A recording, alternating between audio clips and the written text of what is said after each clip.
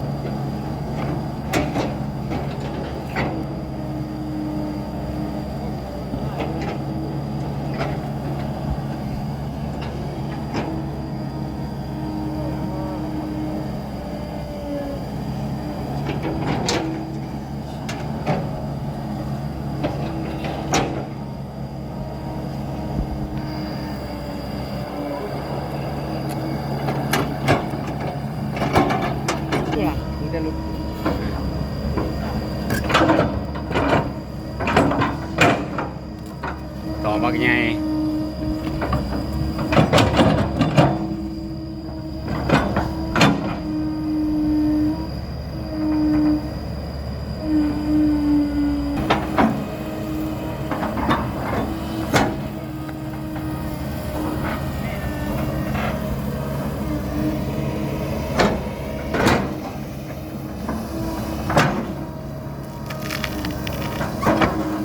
ต่อไม้บกต่อบักใหญ่ๆ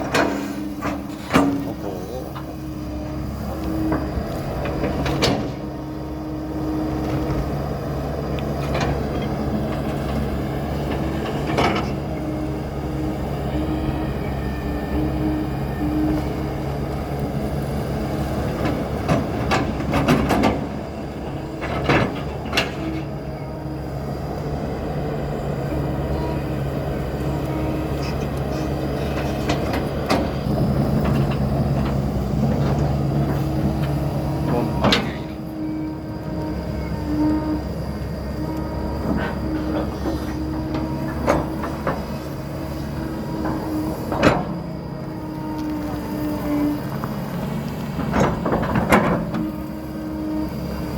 ต่อบักใหญ่ๆโอ้โหหนักหลายต้นเลย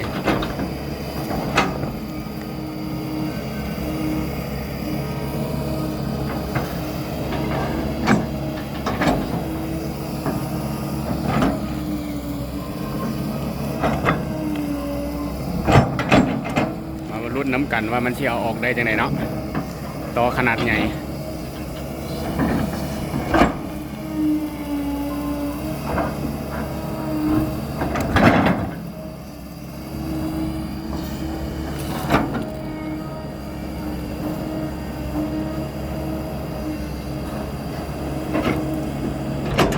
ต่อบักใหญ่ๆฟ้าเอ้ย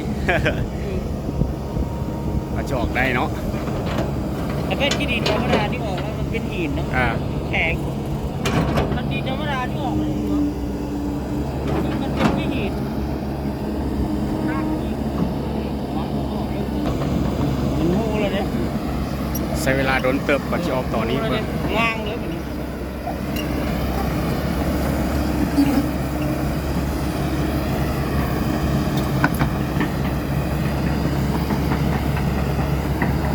ก่อนจะถือว่าเลิกสมควรเลย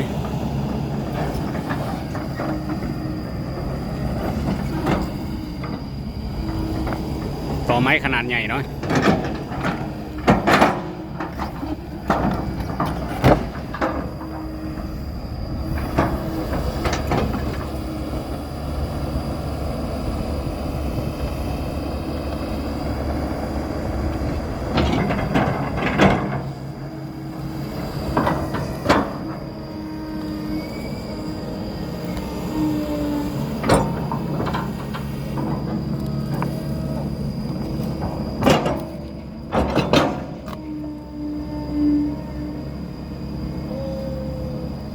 โอ้โห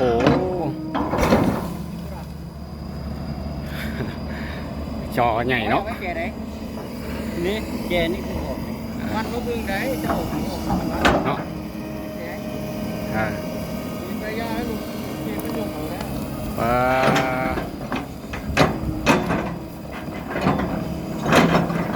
ต่อใหญ่ขนาด เดี๋ยว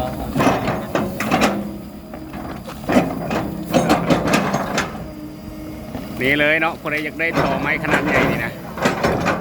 เอาไปเฮ็ดโส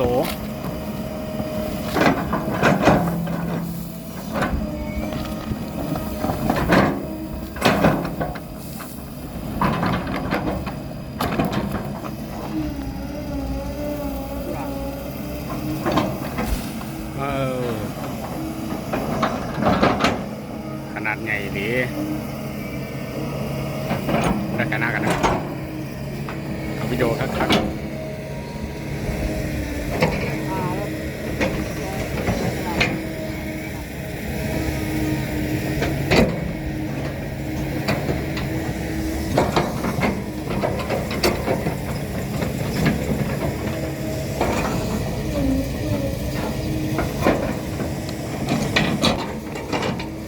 ต้นไม้ขนาดใหญ่นี่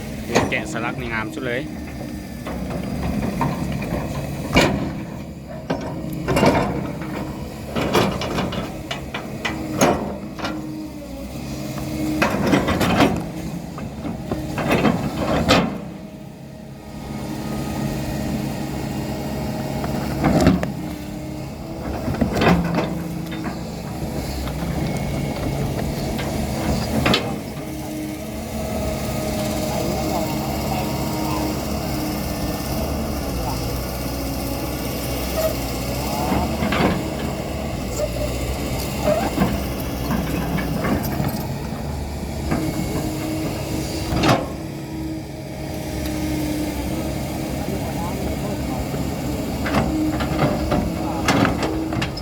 มัน100 ปลายกว่าปีเนาะชิ้นใหญ่สำนี้เนาะ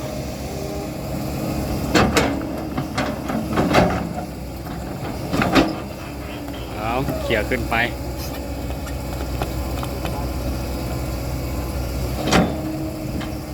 ยิงใหญ่ขนาดเลย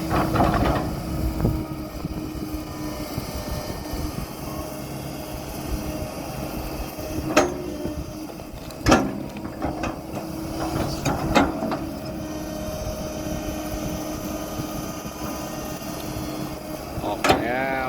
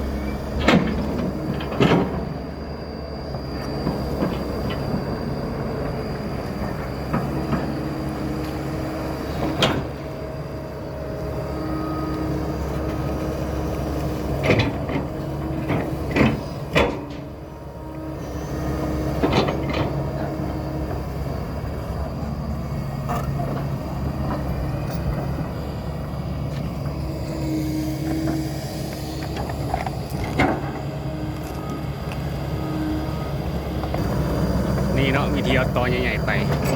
เลย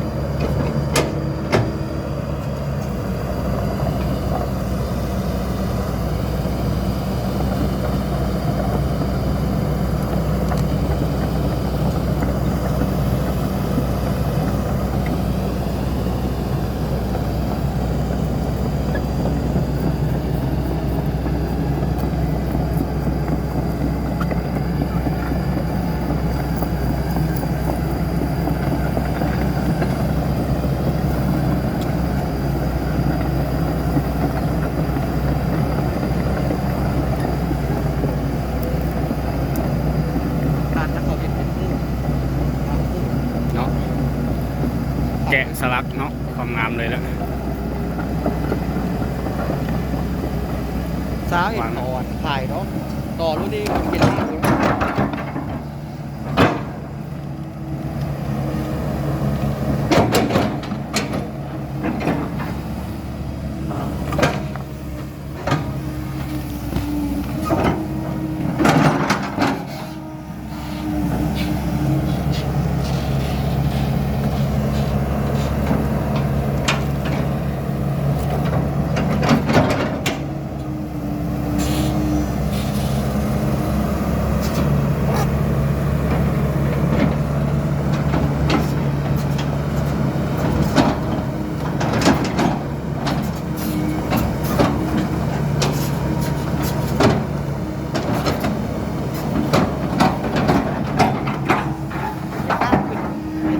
ตั้งขึ้นว่าเพชรนอนลงสัน บอตั้งขึ้นเนาะ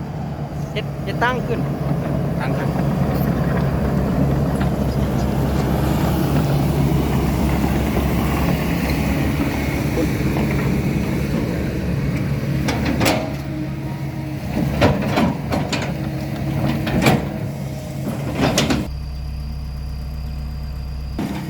เฮ้ยขนาดตอวักใหญ่เนาะนี่เบิ่งความหัวคนเลยโอเคได้ละยืนเทียบ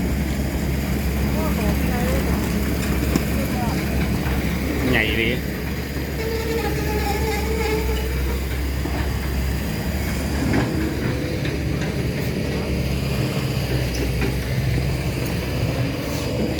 เนาะตัวบางใหญ่ๆ